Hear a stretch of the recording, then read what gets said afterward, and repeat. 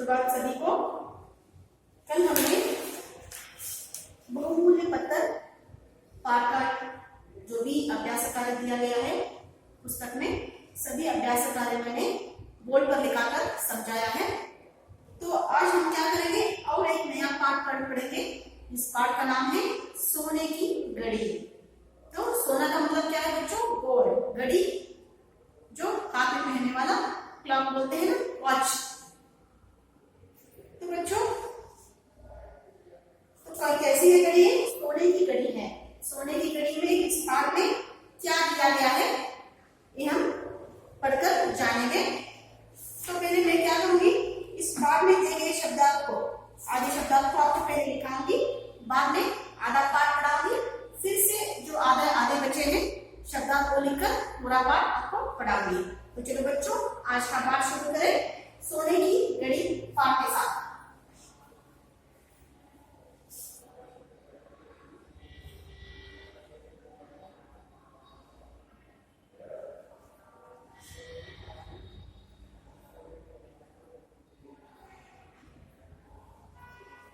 अतीत,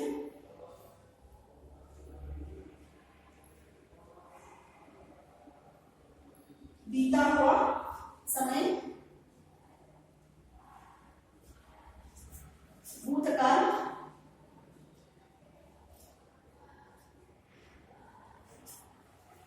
पास्ट, अन्यथा,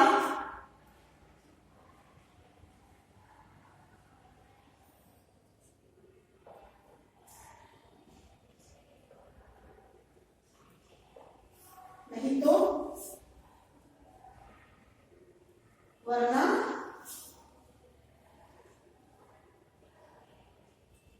अदरवाइज, आक्रमण,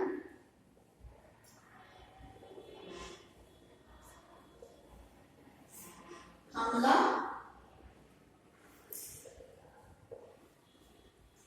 दावा, अटैक,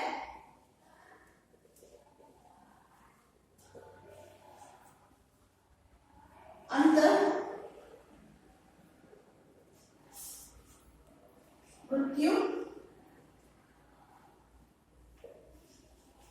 समाप्ति,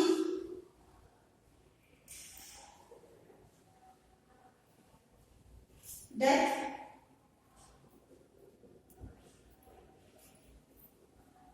चमत्कार,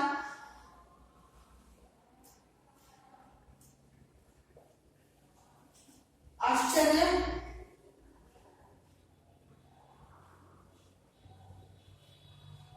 विस्मय,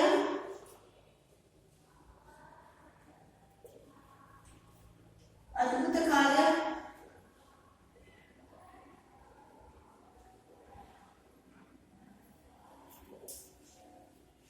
कौतुक,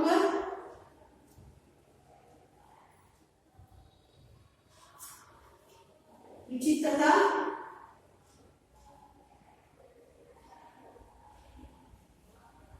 वंडर, मिरेकल,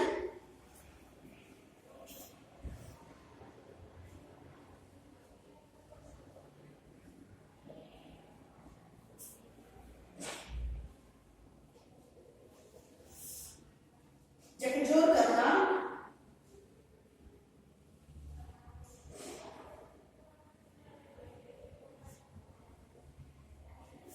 झकझोर करना, आश्चर्य करना,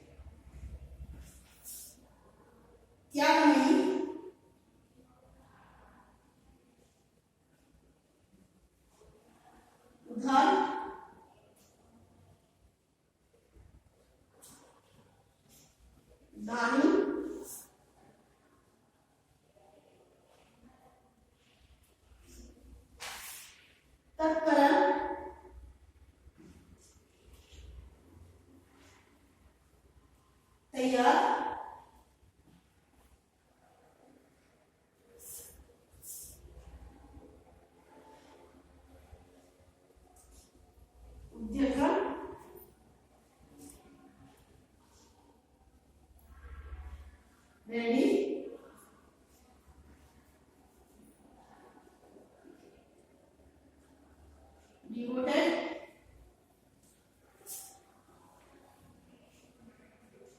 दुर्घटनाग्रस्त,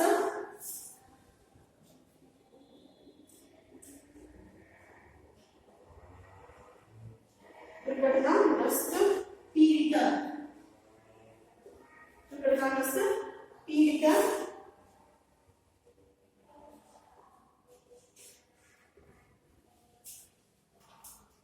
ill-fated,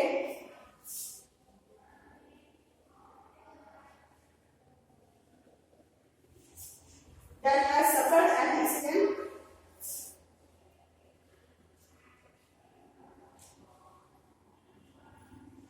that has suffered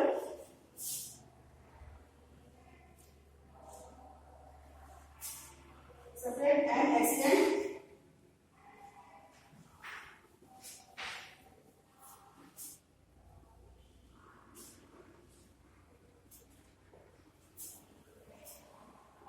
धारण,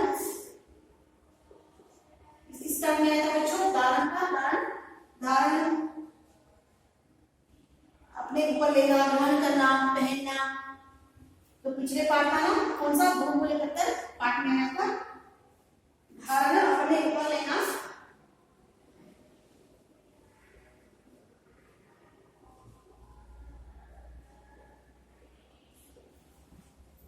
ग्रहण करना,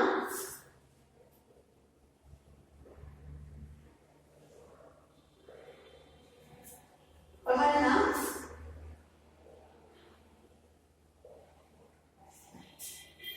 to wear, to accept,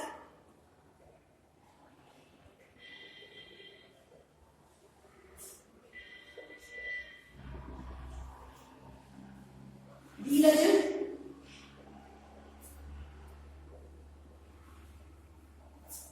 धैर्य,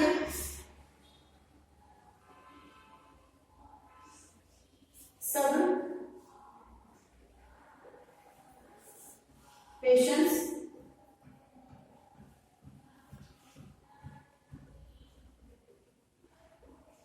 पेशेंस, कंसोलेशन,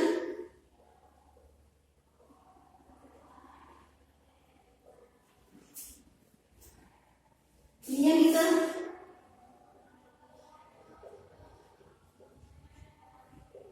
नियमित, क्रमानुसार,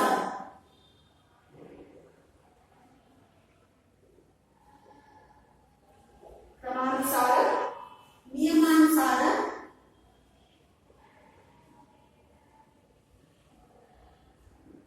क्रमानुसार, नियमानुसार, रेगुलर, रेगुलर, निश्चित,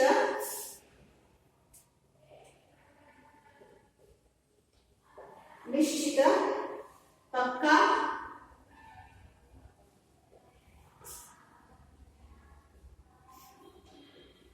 पक्का, तय किया हुआ,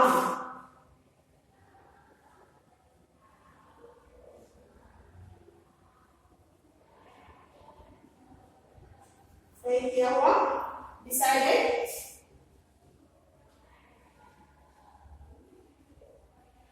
डिसाइडेड, प्रकट, व्यक्त, स्पष्ट,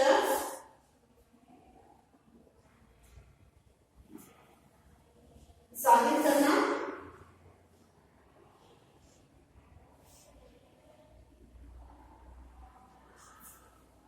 प्रत्यक्ष,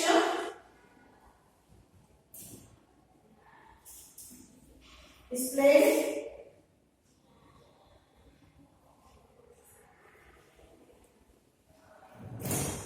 displayed,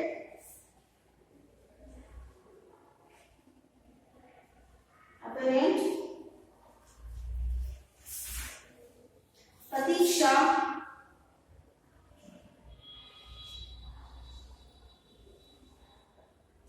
इंतजार,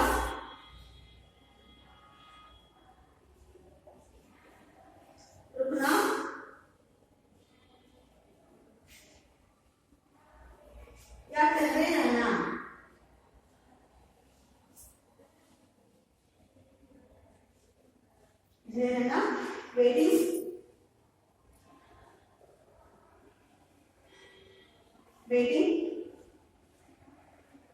फॉर वेट, पर्याप्त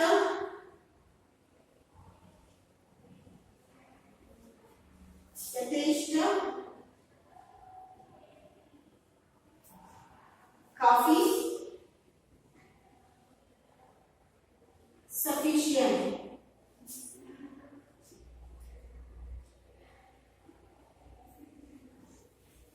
तो बच्चों बोर्ड पर लिखे हुए शब्दार्थ मैं पढ़कर सुनाऊंगी और बाकी के जो शब्दार्थ हैं वो पाठ पढ़ाते और एक बार आपको बोर्ड पर दिखाकर समझाऊंगी।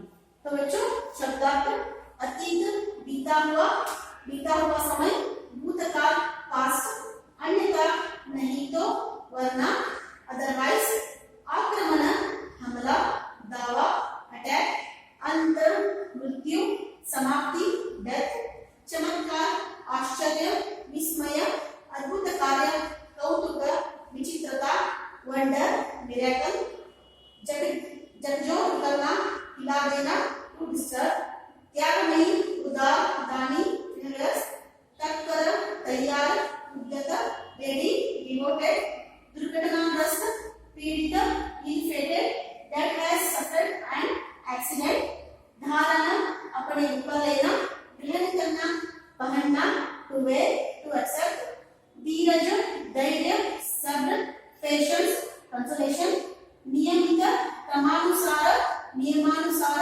रेगुलर, निश्चित, पक्का, तय किया हुआ, डिसाइडेड, प्रकट, व्यक्त, स्पष्ट, जाहिर करना, प्रत्यक्ष, डिस्प्लेड, अपरेट, प्रतीक्षा, इंतजार, रुकना या ठहरे रहना, वेटिंग फॉर वेट, पर्याप्त, यथेष्ट, काफी और सफिशिएंट। तो बच्चों मैंने क्या किया है, बोर्ड पर आगे शब्दार्थ लिखाया है, पाठ पढ़ाते और जो बाकी के शब्दार्थ थे बोर्ड पर लिखकर समझाऊंगी।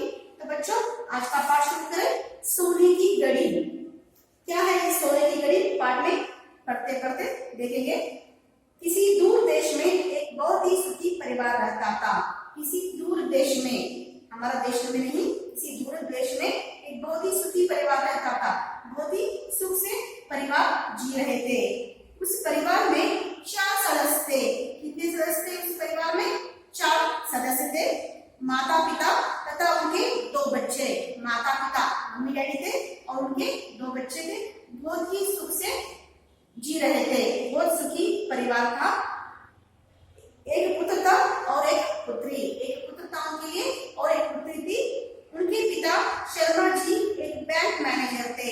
तो उनके पिताजी जाकर उस कुटुंब के जो मुख्य सदस्य है वो कौन थे? एक बैंक मैनेजर थे। उनका नाम क्या है? शर्मा जी।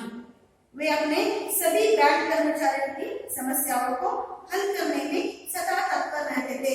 इतने बिजी रहते थे कि सभी जो कर्मचारी का मतलब जो वर्कर्स हैं, बैंक में काम करते थे और जो बैंक के जो वर्कर्स थे उनकी समस्याओं को हल करने में सदा क्या करते थे? वो बिजी रहते थे। वे अपने बैंक को अच्छा और हितकर बनाने के लिए चाहते थे कि अधिक से अधिक लोग उनके बैंक में पैसा जमा करें।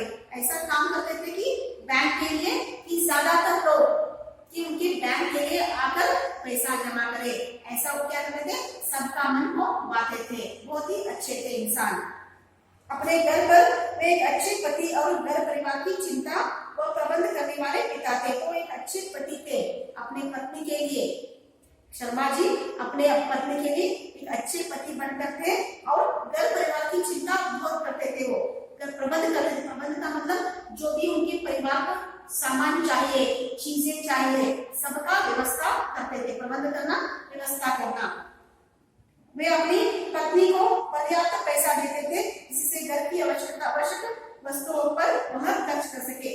तो उनकी पत्नी को, शर्मा जी अपनी पत्नी को बहुत पर्याप्त मतलब सफिशिएंट होने के लिए पैसे देते थे। वो जितना उनको चाहिए सामान खरीदने के लिए, वस्तुएं खरीदने के लिए, जितना उनको पत्नी को पैसे चाहिए, ऐसे पैसों का सफिशिएंट क्या करते थे? वो देते थे।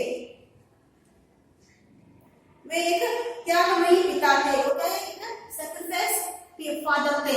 सभी अपने परिवार के लिए सैक्रिफाइस किया था उन्होंने, ऐसे वो पिता थे। कौन? शर्मा जी। प्रतिदिन जब वे घर आते थे तो अपने दोनों बच्चों की बातें बहुत धीरज के साथ सुनते थे।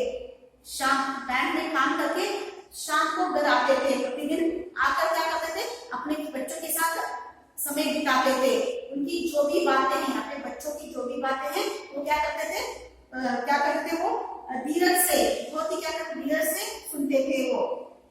तो उनको बहुत पेशेंस था, बहुत पेशेंस के साथ अपनी बच्चों की बातें सुनते थे। उनके दोनों बच्चे स्कूल से लौटने पर अपनी अपनी कहानी किससे सुनाते थे। तो उनके दोनों बच्चे स्कूल से लौटने पर अपने अपनी कहानी किससे सुनाते थे।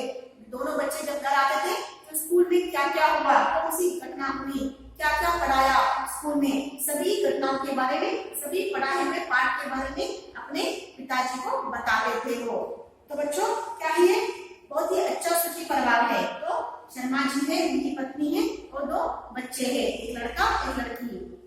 और शर्मा जी की पुत्री और पुत्र दोनों बहुत ही गुणी थे तथा संगीत में भी अपने पिता के समान रुचि रखते थे। तो शर्मा जी की पुत्री और पुत्र दोनों बहुत ही अच्छे थे, बहुत ही अच्छा कैरेक्टर था उनको, गुण वाले थे तथा संगीत में भी अपने पिता के समान। तो पिताजी को संगीत में बहुत रुचि थी, इंटरेस्ट थी, वैसे ही इन दोनों बच्चों को भी इंटरेस्ट थी, किसमें, संगीत में, म्यूजिक में। उनके पिता पियानो और गिटार बजाना भी जानते थे। उनके पिता क्या क्या जानते थे, पियानो और गिटार बजाते थे। वो दोनों विद्या इनको मालूम था, किनको, शर्मा जी को। इस कारण उनकी पुत्री ने उनसे पियानो सीखने की इच्छा प्रकट की। इसलिए उन्होंने क्या किया, मुझे पियानो सीखना बहुत ही अच्छा लगता है, आप पियानो सिखाओ। ऐसे उन्होंने उनकी पुत्री ने अपनी इच्छा अपने पापा को बताया कि मुझे भी पियानो सीखना है, आप सिखाओ। साथ ही उनके पुत्र विवेक ने भी कहा, हाँ पिताजी, मैं भी गिटार बजाना सीखना चाहता हूँ, क्या आप मुझे गिटार सिखाएंगे।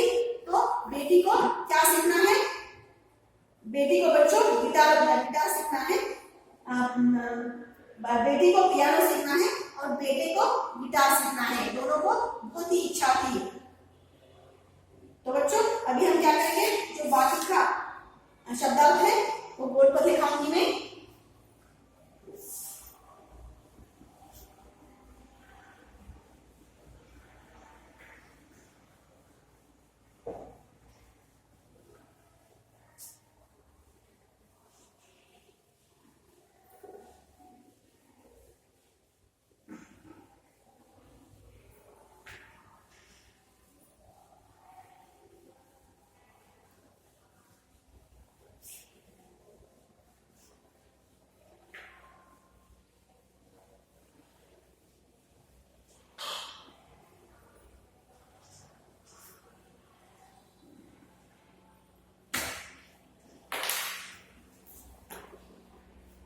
मस्तिष्क,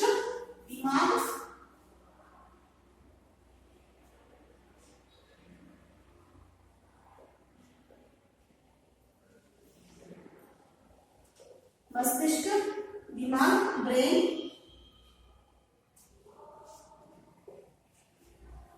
मूर्छिता,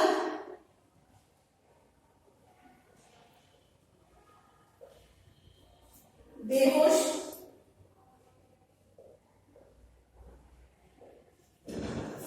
बेखबर,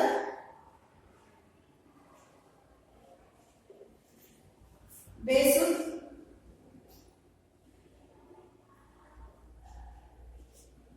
अनकॉन्शियस,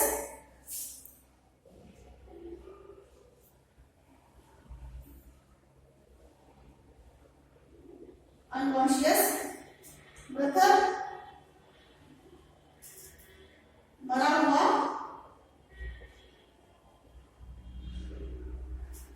डेड, स्मरण शक्ति,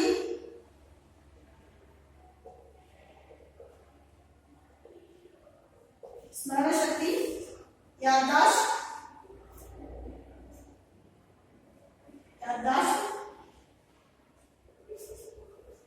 मेमोरी,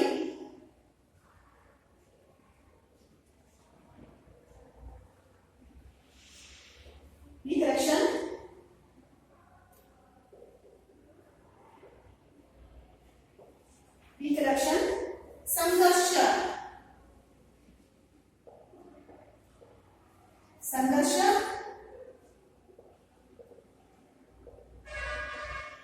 मुठभेड़, लड़ाई झगड़ा, स्ट्रगल,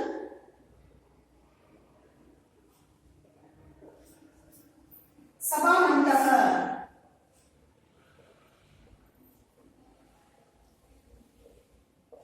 सभा मंडप, बड़ा हॉल,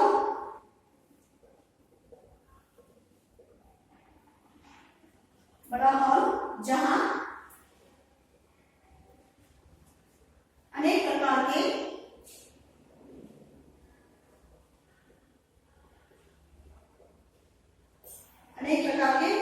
कार्यक्रम होते हैं।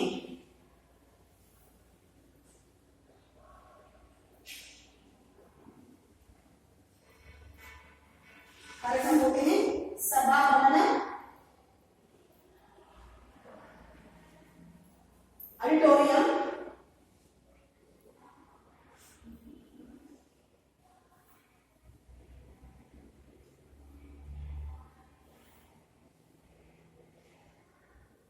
ऑडिटोरियम, समर्पित करना,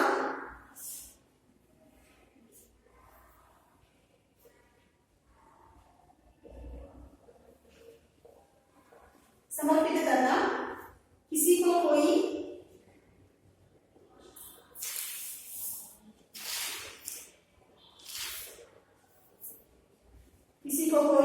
वस्तु आदरपूर्वक भेंट करना,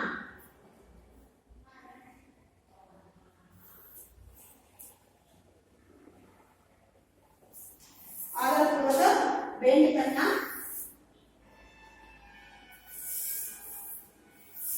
दान देना,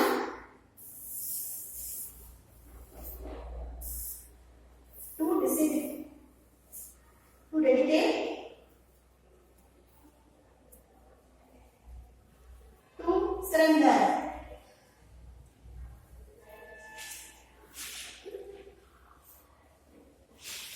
हाव भाव,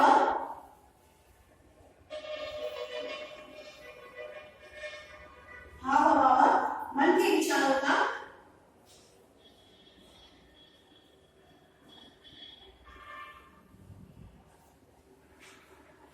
के विचारों का स्वभाव,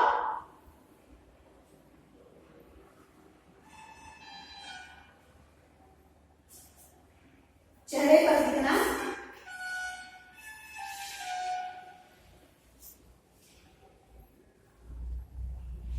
फेशियल एक्सप्रेशन,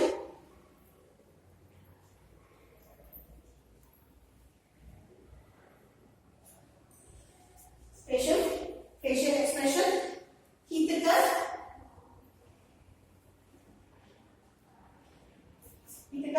लाभदायक,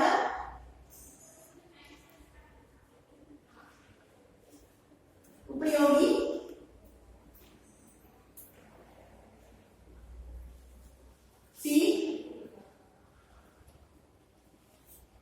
यूजफुल, प्रॉफिटेबल,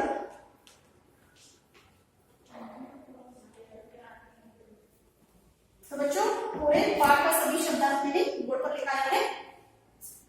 मस्तिष्क, दिमाग, ब्रेन, मूर्छित, बेहोश, बेखबर, बेसुध, अनकॉन्शियस, मृत, मरा हुआ, डेड, स्मरण शक्ति, याददाश्त, मेमोरी, रिकलेक्शन, संघर्ष, मुठभेड़, लड़ाई झगड़ा, स्ट्रगल, सभा मंडप, बड़ा हॉल जहां अनेक प्रकार के कार्यक्रम होते हैं, सभा भवन, ऑडिटोरियम, समर्पित करना, किसी को कोई वस्तु आदरपूर्वक भेंट करना, दान देना, टू डेडिकेट, टू सरेंडर, हाव भाव, मन के विचारों का प्रभाव चेहरे पर दिखना, फेशियल एक्सप्रेशन, हितकर, लाभदायक, उपयोगी, यूजफुल, प्रॉफिटेबल। तो बच्चों मैंने क्या किया है, पूरा शब्दार्थ को बोर्ड पर लिखाया है। अभी पाठ को आगे। यह सुनकर शर्मा जी ने कहा, मेरे प्रिय बच्चों, मैं तुमको अवश्य पियानो और गिटार बजाना सिखाऊंगा। तो बच्चे अब पूछ रहे हैं कि हमें गिटार सिखाओगे, पियानो सिखाओगे तो तब तत्पश्चात उनके पिता ने कहा, शर्मा जी ने कहा कि मेरे प्रिय बच्चों, मैं तुमको अवश्य गिटार और पियानो सिखाऊंगा, परंतु घर लौटते समय बहुत देर हो जाती है। अच्छा होगा यदि तुम दोनों अपनी अपनी रुचि के अनुसार संगीत सीखने के लिए किसी संगीत अध्यापक के पास जाओ। परंतु जब शाम को घर लौटता हूँ तब मुझे क्या हो जाता है, देर हो जाता है। तो इससे बेहतर है कि आप लोग क्या करो, दोनों एक संगीत अध्यापक के पास, जो म्यूजिक टीचर होते हैं ना, उनके पास जाकर संगीत अगर सीखोगे तो बहुत अच्छा होगा, ऐसे सजेशन दे रहे हैं वो। दूसरे दिन वे दोनों अपनी माँ के साथ संगीत अध्यापक की खोज में निकल पड़े। दूसरे दिन उन्होंने क्या किया, अपनी माँ के साथ, अपनी मम्मी के साथ एक संगीत म्यूजिक टीचर को खोजने के लिए गए, सर्च करने के लिए गए। भाग्य से उनको एक अच्छा संगीत सिखाने वाला अध्यापक मिल गया। तो उनके भाग्य अच्छा है, लक अच्छा है कि उनको एक अच्छा म्यूजिक टीचर मिल गया। उस दिन से उनके पिता भी समय मिलने पर अपने दोनों बच्चों की सहायता करने के लगे। उस दिन से क्या हुआ, जब भी उनको टाइम मिलता है शर्मा जी को, तो वो क्या करने लगे, संगीत की जो पियानो जो गिटार सिखाते हैं वो सिखाने का कार्य जारी रखा। तो सहायता करते रहे दोनों को, ताकि दोनों अपने अपने बाजे को सीखने में निपुण हो सके। तो इसलिए वो हेल्प कर रहे हैं, सहायता कर रहे हैं शर्मा जी कि दोनों बच्चों अपने अपने रुचि के अनुसार, इंटरेस्ट के अनुसार, जो पियानो सीखना चाहता है और एक गिटार सीखना चाहता है, दोनों इस कला में निपुण हो जाए।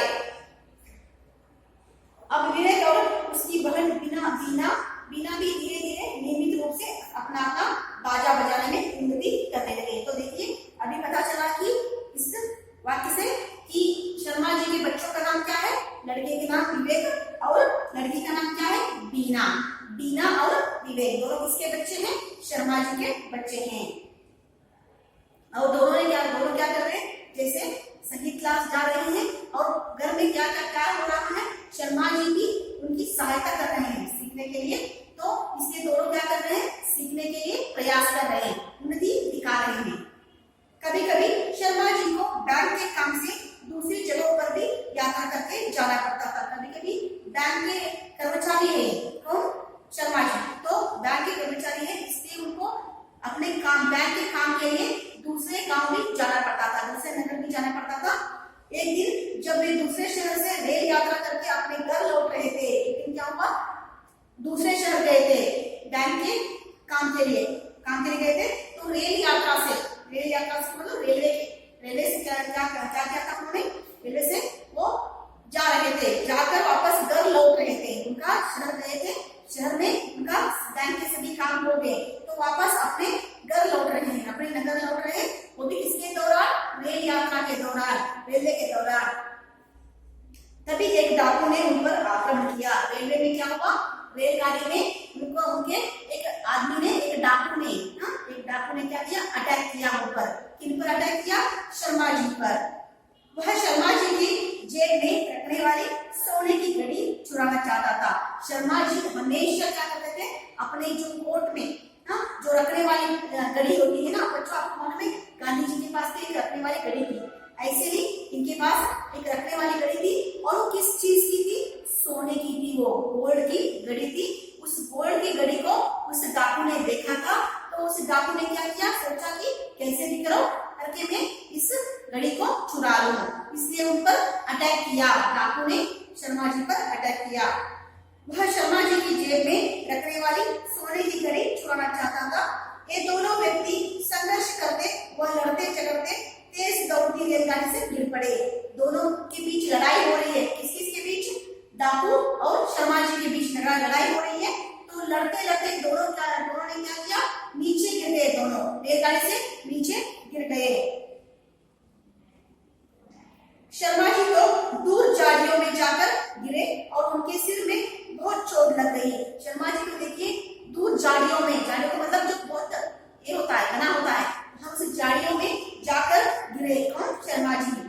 और उनको उनके सिर को क्या हुआ, कुछ क्या हुआ था बच्चों, दर्द हुआ था, कुछ क्या हुआ था, वो चोट लगी थी उनको। इसके कारण वे मूर्छित हो उनको चोट लगी थी, इसके कारण वो क्या हुआ, वो मूर्छित हो गए, अनकॉन्शियस हो गए। उधर डाकू उनकी सोने की घड़ी छीनने में सफल तो अवश्य हो गया था, परंतु जब वह चलती दौड़ती रेलगाड़ी से गिरा तो दुर्घटनाग्रस्त होकर उसका अंत हो गया। जब दोनों जगह रहे थे, दोनों रेलगाड़ी से नीचे गिर गए। कौन कौन गिर गए? शर्मा जी और डाकू। और गिरने के बाद और उसे डाकू ने तो कैसे भी करके उनसे सोने की घड़ी चुरा लिया था, ले लिया था। लेकिन जब वो नीचे गिरा एक्सीडेंटली, एक्सीडेंट क्या हुआ, दुर्घटनाग्रस्त क्या हुआ, नीचे गिरकर इसकी जान चली गई। इसकी जान चली गई बच्चों, डाकू की जान चली गई। और सोने की घड़ी किसके पास है? अभी डाकू के पास है। परंतु जब वह चलती दौड़ती रेलगाड़ी से गिरा तो दुर्घटनाग्रस्त होकर उसका अंत हो गया। पुलिस को उसके मृत शरीर के साथ सोने की घड़ी भी प्राप्त हुई। तो लेकिन पुलिस को उसके मृत शरीर के साथ सोने की घड़ी प्राप्त हो गई। इधर उधर शर्मा जी की पत्नी ने पुलिस को सूचना दी कि उनके पति उस दिन घर नहीं लौटे, उनके जेब में सोने की घड़ी थी। तो शर्मा जी की पत्नी पुलिस को यह सूचना दी जब वो रेलगाड़ी में सफर कर रहे थे, यात्रा कर रहे थे, तो उनके जेब में जो सोने की घड़ी थी वह नहीं दिखाई दे रहा, वो भी उनके साथ वो भी हो चुका है। अब पुलिस ने जब उन्हें पहचानने के लिए सोने की घड़ी दिखाई तो उन्होंने सोचा वह सोने की घड़ी तो उनके पति की ही थी। जब वह सोने की घड़ी पुलिस को मिलने पर उन्होंने क्या किया, शर्मा जी की पत्नी को दे दिया और उन्होंने पहचान लिया कि ये घड़ी किसकी है, मेरे पति की है, शर्मा जी की है। वह सोने की घड़ी तो उनके पति की ही थी, पर आश्चर्य और दुख की बात यह थी कि उनके पति कहाँ हैं। तो घड़ी तो मिल गई लेकिन उनके पति दिखाई नहीं दे रहे थे, तो वही दुख की बात थी उनको। इस प्रकार बहुत दिन, महीने और वर्ष निकल गए। इस प्रकार बहुत दिन, महीनों और वर्ष निकल गए, परंतु किसी ने भी शर्मा जी को न कहीं देखा और न उनके विषय में कुछ सुना था। इस प्रकार बहुत दिन निकल गए, महीने निकल गए और वर्ष निकल गए, लेकिन शर्मा जी के बारे में कोई अता पता नहीं रहा। हुआ यह था कि दुर्घटनाग्रस्त होने पर कोई दयालु सज्जन व्यक्ति शर्मा जी को उठाकर डॉक्टर के पास ले गया था। जब एक्सीडेंट हुआ था, दुर्घटना हो गई थी, तब वो एक व्यक्ति के हाथ में लग गए थे, कौन? शर्मा जी। तो दयालु सज्जन, उसका नाम क्या है? दयालु सज्जन। सज्जन व्यक्ति शर्मा जी को उठाकर डॉक्टर के पास ले गए, तो अस्पताल ले गए थे वो व्यक्ति। किनको? शर्मा जी को। वो दयालु व्यक्ति सज्जन बोलते हैं उनको। शर्मा जी के सिर की चोट तो ठीक हो गई थी, शर्मा जी के सिर में जो चोट लगी थी वो ठीक हो गई थी, परंतु वे यह भूल गए थे कि वे है कौन और कहां से लाए गए थे।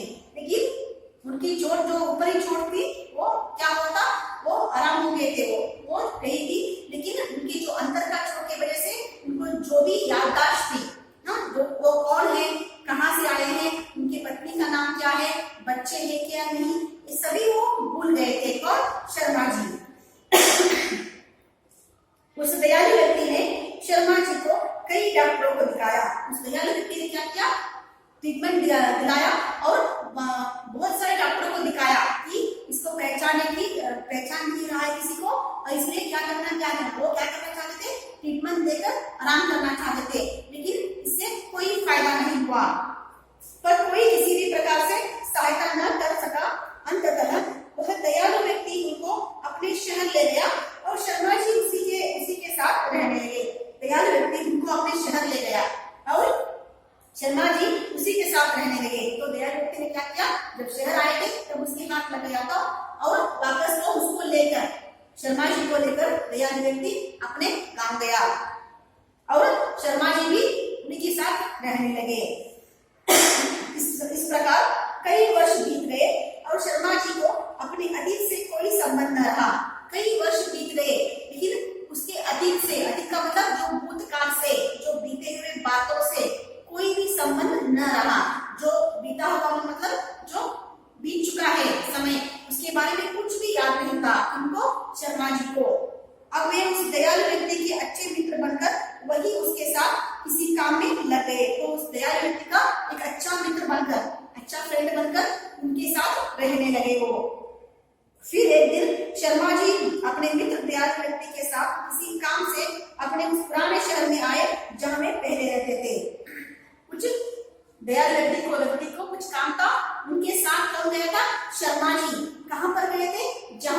शर्मा जी पहले पुराने दिन में रहते थे, जो अतीत के दिन में रहते थे, वहां पर उस शहर में गए दोनों दयालु व्यक्ति और कौन, शर्मा जी।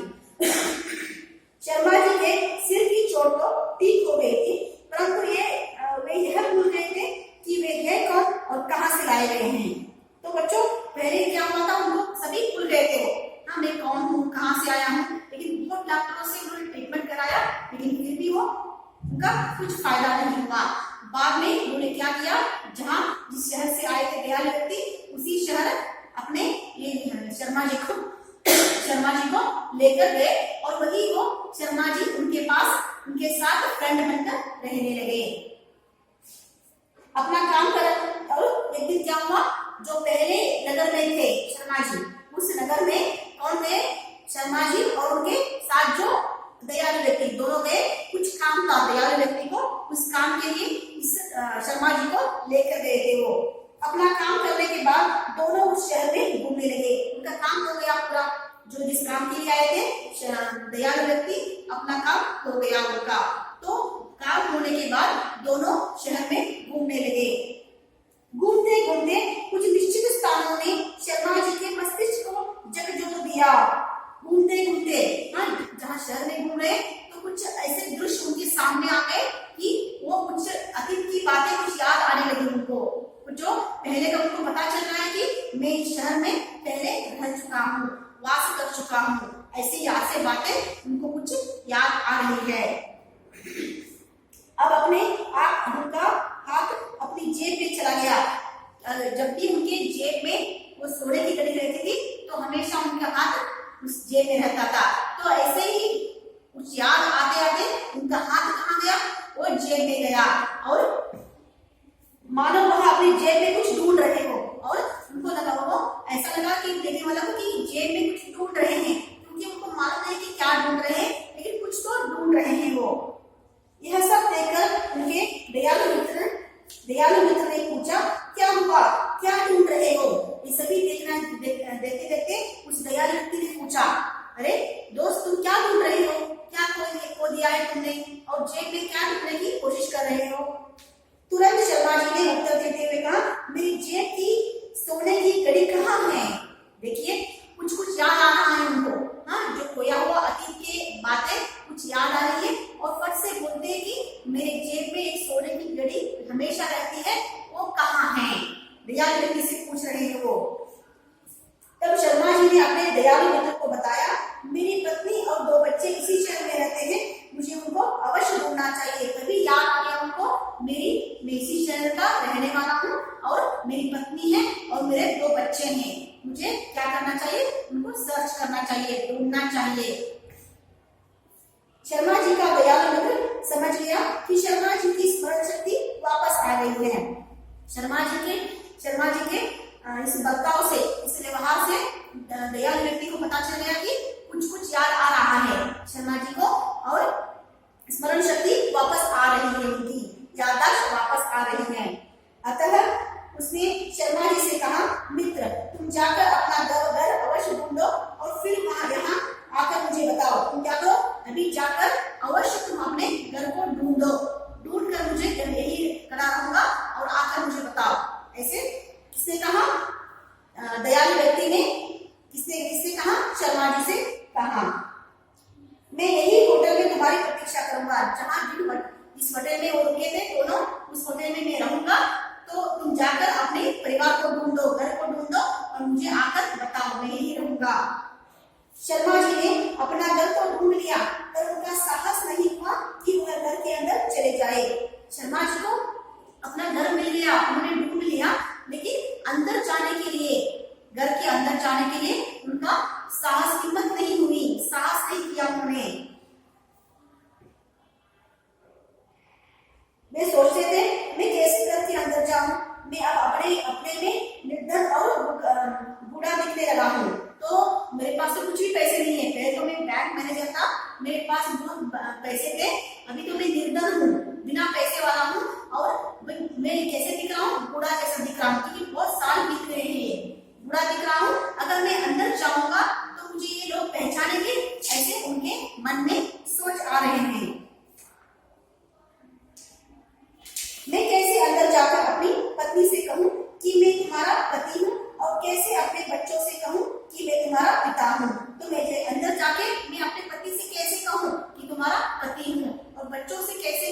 कि मैं तुम्हारा पिता हूँ, तो पहचानेंगे क्या मुझे, क्योंकि मैं बूढ़ा जैसा लग रहा हूँ। ऐसे वो सोचने लगे। होटल लौटने पर अपने मित्र को भी नहीं बताया कि उनको अपना घर मिल गया। वापस क्या किया उन्होंने, अंदर जाने के लिए हिम्मत नहीं हुआ, वापस होटल लौटे। वो वापस होटल गए और उनके जो दयालु व्यक्ति है उन्हें भी नहीं बताया कि मेरा घर, मैंने घर ढूंढ लिया है, अपना घर, और मेरे पत्नी सभी बच्चे इस घर में हैं और मैं अंदर जा नहीं सका। ऐसे कुछ भी नहीं कहा उन्होंने। कौन है वो, शर्मा जी आकर दयालु से कुछ नहीं कहा, ऐसे ही होटल में आ गए वो। इस प्रकार वे प्रतिदिन अपने मित्र से यह कहकर कि वे अपना घर ढूंढने जा रहे हैं और होटल से निकल जाते थे। इस प्रकार क्या करते थे, डेली क्या करते थे, अपने जो दोस्त है दयालु व्यक्ति से कहते थे कि मैं आज घर ढूंढने, मेरा जो बीता हुआ घर ढूंढने जा रहा हूँ और मैं वापस आऊंगा, ऐसे कहकर जाते थे। लेकिन रोज क्या करते थे, ऐसे ही आकर उनसे ऐसे ही आकर ऐसे ही रह जाते थे। इधर इतने होटल से बहुत ऐसे ही बहुत दिन निकल गए। इधर वे जैसे जैसे अपने घर की ओर जाते थे ताकि किसी प्रकार अपनी पत्नी और बच्चों को देख सके। तो ऐसे ही क्या करते थे, अपने घर की ओर जाते थे, अपने पत्नी और बच्चों को दूर से देखते थे, लेकिन अंदर जाने के लिए हिम्मत नहीं होता था, साहस नहीं करते थे, वापस होटल वापस आते थे वो। कुछ दिनों के बाद एक दिन जब वे अपने दयालु मित्र के साथ घूम रहे थे तो उन्होंने एक सभा मंडप देखा जहां लोग संगीत कार्यक्रम के लिए टिकट खरीद रहे थे। कुछ दिनों के बाद एक दिन क्या हुआ, जब वे अपने दयालु मित्र के साथ, एक दिन क्या हुआ, शर्मा जी अपने जो दयालु मित्र हैं उनके साथ एक सभा मंडप के लिए गए जहाँ पर क्या चल रहा था, संगीत कार्यक्रम, म्यूजिक जो एक प्रोग्राम चल रहा था। वहां शर्मा जी किसके साथ गए, दयालु मित्र के साथ गए।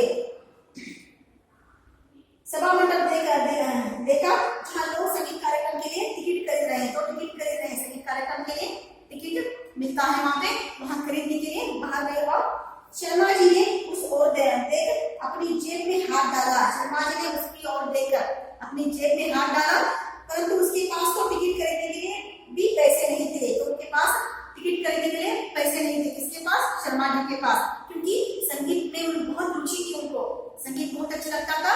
तो संगीत में रुचि होने के कारण वो अंदर जाना चाहते थे, लेकिन जेब में जब हाथ डालकर देखते हैं उनके पास कुछ पैसे भी नहीं हैं।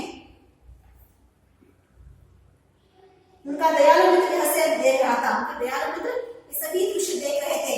वो जेब में हाथ डालना, उनके पास पैसे न होने की वजह से उनका मुख छोटा होना, सभी देख रहे थे वो। उसने शर्मा जी के चेहरे के दुख से बड़े हाव पढ़ लिए। तो शर्मा जी के दुख भरी फेस को, दुख भरी जो मुंह को पढ़ लिया दयालु मित्र ने। उन्हें पता चल गया कि इनको संगीत में रुचि है और वो अंदर जाना चाहते हैं। अतः स्वयं वो टिकट खरीदकर शर्मा जी से कहा, आओ हम लोग जल्दी अंदर चले, अन्यथा देर हो जाएगी। तो 2 टिकट खरीदा उन्होंने। सभी जान लिया कि संगीत में रुचि है, तो उन्होंने क्या किया, दोनों के लिए टिकट खरीदा। किसने खरीदा दोनों के लिए टिकट, किसने खरीदा बच्चों दोनों के लिए टिकट, शर्मा जी और दयालु व्यक्ति ने क्या किया, 2 टिकट खरीदे। किसके लिए, अपने लिए और अपने दोस्त के लिए, शर्मा जी के लिए। स्वयं 2 टिकट खरीदकर शर्मा जी से कहा, आओ हम लोग जल्दी अंदर चले, अन्यथा देर हो जाएगी। तो उन्होंने कहा कि टिकट तो मैंने खरीद लिया है, अभी क्या करेंगे, अंदर जो संगीत कार्यक्रम चल रहा है उसको देखने के लिए जल्दी से अंदर जाएंगे, नहीं तो देर हो जाएगी। वास्तव में मित्र द्वारा ऐसा सोचना और कहना एक चमत्कार था। वहां अंदर शर्मा जी के दोनों बच्चे संगीत का कार्यक्रम देख रहे थे। देखिए यहाँ पे और एक चमत्कार हो गया है। जिस कार्यक्रम के लिए वो देखने के लिए गए थे, उस कार्यक्रम में, उस कार्यक्रम कौन चला रहा था, उनके बच्चे, दोनों बच्चे, जो लड़का और जो उनके एक लड़की थी, वो दोनों क्या कर रहे थे, इस संगीत कार्यक्रम को देख रहे थे। यही चमत्कार वहां पे हुआ था। वहां अंदर शर्मा जी के दोनों बच्चे संगीत का कार्यक्रम दे रहे थे। उन दोनों का गीत अपने खोए हुए पिता के नाम समर्पित था। इसको वे दोनों गा रहे थे, दोनों गाना गा रहे हैं, लेकिन किसको समर्पित किया था, किसके बारे में गा रहे हैं, अपने पिताजी के बारे में। उनको समर्पित करने के लिए वो गाना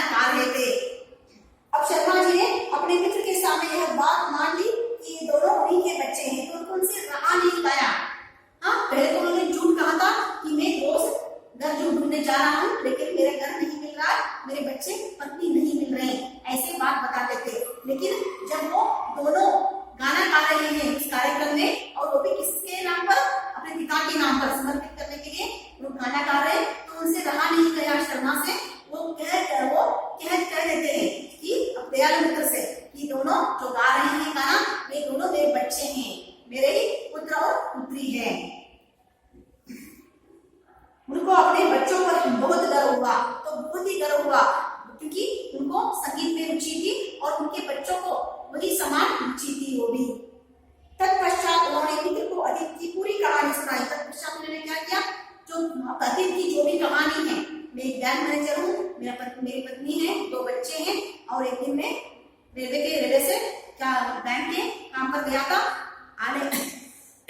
जब मैं वापस आ रहा था कि किसी डाकू ने मुझ पर हमला किया और मैं दोनों नीचे गिर गए, मुझे यहाँ पे चोट लगी, ऐसे तुम्हारे हाथ लग गया। ऐसे सभी कहानी उसने शर्मा जी ने दयालु मित्र को बता दिया। फिर शर्मा जी अपने मित्र को लेकर अपने परिवार से मिलने गए। तो अपने शर्मा जी ने क्या किया, तो शर्मा जी ने अपने मित्र दयालु मित्र को लेकर क्या किया, अपने घर गए, अपने परिवार से मिलाने के लिए, फैमिली से मिलाने के लिए। उनकी पत्नी तथा दोनों बच्चे उनको देखकर फूले न समाए बच्चों बहुत प्रसन्न होना।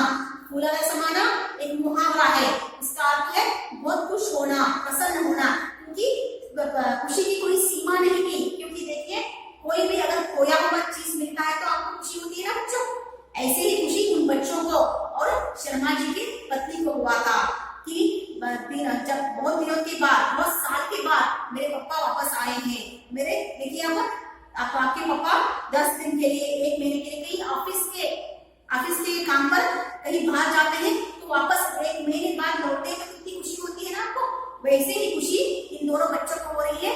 वो क्या समझे थे कि मेरे पापा मर गए हैं, उनका देहांत हो गया है, लेकिन अभी उनको पता चला कि मेरे पापा जिंदा है, और उस पत्नी को पता चला कि मेरे पति जिंदा है, तो इससे बहुत ही प्रसन्न हुए, बहुत ही खुश हुए तीनों। उनकी पत्नी ने उसी क्षण उनकी सोने की घड़ी लाकर उनके हाथ में दी और अपना प्रेम प्रकट किया। उसी वक्त उसकी शर्मा जी की पत्नी ने क्या किया, जो खोया हुआ घड़ी था उनका, जो किसके हाथ में लिया था, पुलिस के हाथ में लिया था, पुलिस ने लाकर शर्मा जी की पत्नी को सौंप दिया था। उस सौंपे हुए घड़ी को क्या किया उन्होंने, शर्मा जी की पत्नी ने शर्मा जी के हाथ अभी दे दिया और प्रेम व्यक्त किया, प्रकट किया। उनके मित्र ने भी शर्मा जी को नए कपड़े खरीदकर पहनने को दिए। तो उन्होंने शर्मा जी के मित्र ने क्या किया, दयालु मित्र ने उनको पहनने के लिए अच्छे नए कपड़े खरीदकर दिए। शर्मा जी अपनी पत्नी और बच्चों के प्रति बहुत अधिक आभारी हो रहे थे। शर्मा जी अपनी पत्नी और बच्चों के प्रति बहुत आभारी हो रहे थे वो, परंतु सबसे अधिक उनके मन से ईश्वर के लिए धन्यवाद निकल रहा था, जिसने स्वर्गदूत के समान अच्छा और दयालु मित्र भेजा। तो सभी उनका शर्मा जी क्या कर रहे हैं, अपने पत्नी के प्रति, पुत्रों के प्रति क्या कर रहे हैं, वो आभार व्यक्त कर रहे हैं। लेकिन सबसे अधिक आभार भगवान के लिए व्यक्त कर रहे हैं, क्योंकि इतना अच्छा दोस्त मिला, इतना अच्छा मुझे दयालु व्यक्ति मिला, जिसकी वजह से आज मेरा परिवार मुझे मिला, तो इसलिए उनको आभार दे रहे हैं वो। और दयालु मित्र भेजा, उसने उनके जीवन को सुरक्षित रखा। अगर देखिए, अगर ऐसे ही दयालु मित्र आकर वहां पर उनको ले जाकर ट्रीटमेंट दिया, चिकित्सा करवाया, अगर वो नहीं आते वहां पर, कोई नहीं देखता, अगर वो ऐसे ही पड़े रहते तो वो मर जाते थे। लेकिन वो दयालु व्यक्ति ने क्या किया, उनको उठाकर क्या किया, हॉस्पिटल पहुंचाया, उनका ट्रीटमेंट कराया, अपने पास रखा। जब तक उनकी फैमिली नहीं मिली तब तक उन्हें अपने पास रखा, तो उनका जीवन सुरक्षित किया ना उन्होंने, तो उनको आभारी देना चाहते थे वो। तो बच्चों, कैसी रही ये कहानी, अच्छी है ना? तो बच्चों, इस पाठ से क्या सीख मिलती है आपको, क्या सीख मिली आपको इस पाठ से?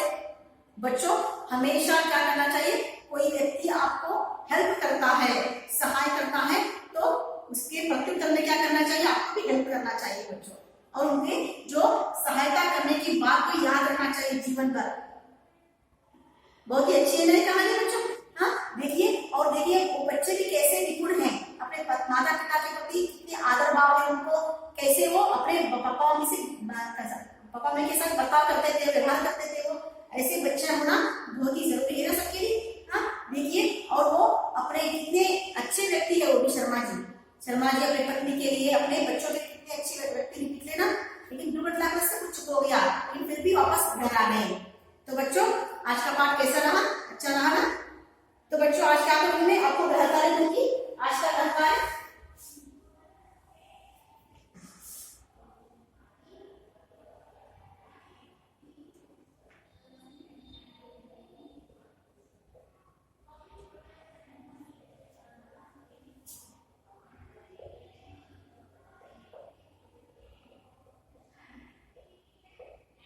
सोने की घड़ी पाठ के सभी शब्दार्थ को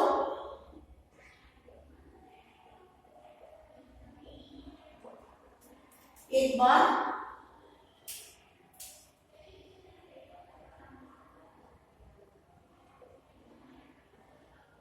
अपने कॉपी में लिखिए।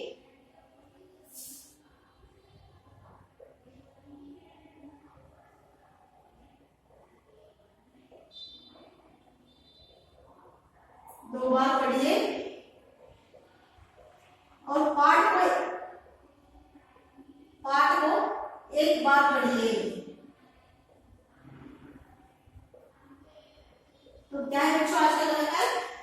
इस पाठ में दिए गए शब्दार्थ जो बोर्ड पर लिखाए हैं मैंने, सभी शब्दार्थ को आपको अपने कॉपी में एक बार लिखना है और 2 बार पढ़ना है। और पूरे पाठ को बच्चों, बहुत ही अच्छी कहानी, तो क्या करना है आपको, इस पूरे पाठ को एक बार पढ़िए। एक बार पढ़ने से पूरा समझ में आएगा आपको। तो बच्चों कैसा रहा? मैं सोचती हूँ कि आपको एक पाठ समझ में आया है मेरा। तो आज का पाठ यहीं पर खत्म हुआ। कल मैं इस पाठ के स्वाध्याय के साथ आपके सामने आऊंगी। धन्यवाद।